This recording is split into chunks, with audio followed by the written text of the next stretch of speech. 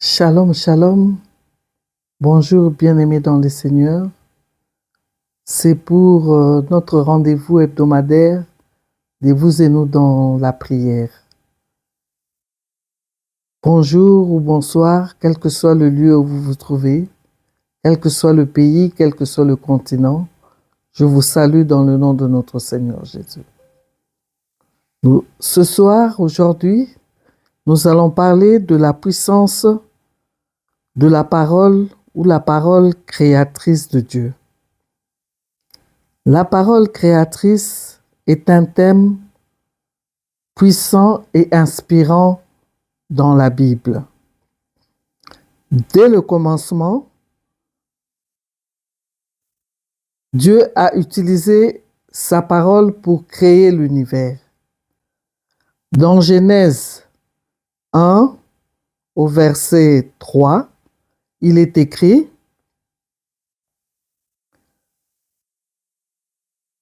Dieu dit que la lumière soit, et la lumière fut. Nous voyons que par sa parole, Dieu a fait surgir la lumière du néant, démontrant ainsi que sa parole a le pouvoir de créer et de transformer.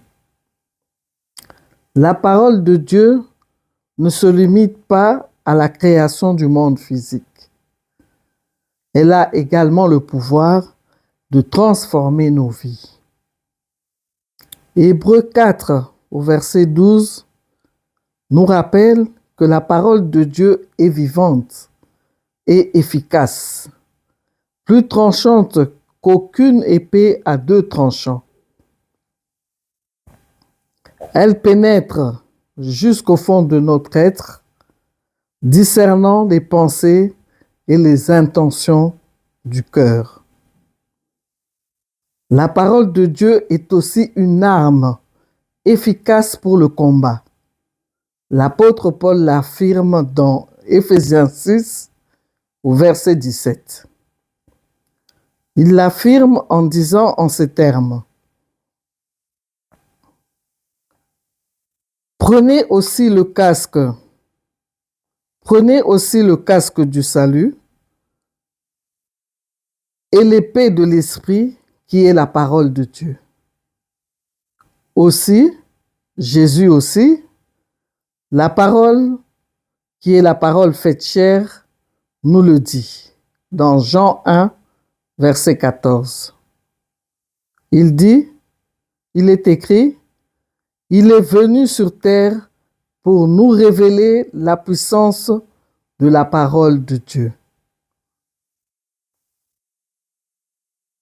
Par ses enseignements et ses miracles, il a montré la parole de Dieu, il a montré que la parole de Dieu peut guérir, restaurer et donner la vie.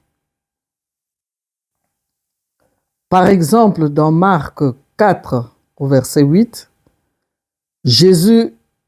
Marc 4, verset 39 plutôt, Jésus calme la tempête en disant simplement: Silence, tais-toi. Et le vent cessa, et il se fit un grand calme. En tant que croyants, nous sommes appelés à proclamer la parole de Dieu avec foi. Proverbe 18 au verset 21 nous enseigne que la mort et la vie sont au pouvoir de la langue. Nous devons faire donc attention à ce qui sort de notre bouche. Car ce que nous proclamons, soit nous donnons la vie, soit nous donnons la mort. Soit nous bénissons, soit nous maudissons. Nos paroles ont un impact. Et lorsque nous parlons selon la parole de Dieu, nous libérons sa puissance créatrice dans nos vies et dans celles des autres. Dans Ésaïe 55 au verset 11, Dieu dit, « Ainsi en est-il de ma parole qui sort de ma bouche. Elle ne retourne point à moi sans effet, sans avoir exécuté ma volonté et accompli mes desseins. » C'est donc pour nous encourager à méditer sur la parole de Dieu et à la proclamer avec foi, sachant qu'elle a le pouvoir de créer, de transformer et de donner la vie. Le psaume 112 au verset 1 nous encourage donc en disant ceci. Heureux l'homme qui craint l'Éternel, qui trouve un grand plaisir à ses commandements. Heureux l'homme qui craint l'Éternel, qui trouve un grand plaisir à ses commandements. Nous devons faire attention à ce qui sort de notre bouche. Nous devons faire attention à notre façon de parler. Nous devons faire très attention.